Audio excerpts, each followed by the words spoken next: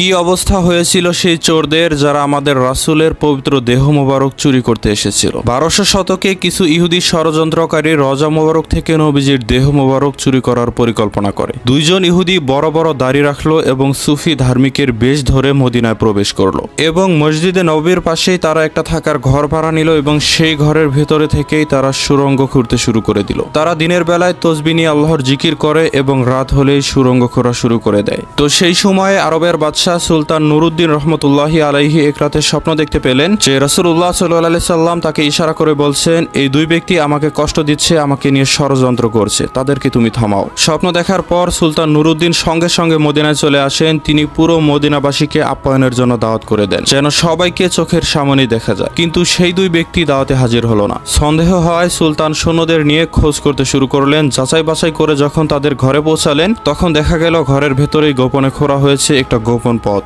একটা বিশাল সুড়ঙ্গ যা ধীরে ধীরে রজা মুবারকের দিকে এগিয়ে যাচ্ছে। ঘটনাটি নিশ্চিত হওয়ার পর তাদেরকে গ্রেপ্তার করা হলো এবং দৃষ্টান্তমূলক শাস্তি দেওয়া হলো। এরপর সুলতান রাসূলের পুরো রজা মুবারক আরো মজবুত এবং শক্ত প্রাচীর দিয়ে ঘিরে রাখেন এবং কয়েক স্তরে তা বেষ্টিত করে দেন যাতে সর্বোচ্চ নিরাপত্তা নিশ্চিত হয়। তাই মদিনায় মসজিদে নববীতে গেলে আপনি দেখতে পাবেন রাসূলের রজা মুবারক কতটা বেষ্টনের মধ্যে আবদ্ধ রয়েছে। সুবহানাল্লাহ। বন্ধুরা, রাসূলের রজার সম্মানে ভিডিওটিতে অবশ্যই লাইক দিয়ে শেয়ার করে অন্যদের জানিয়ে দিন।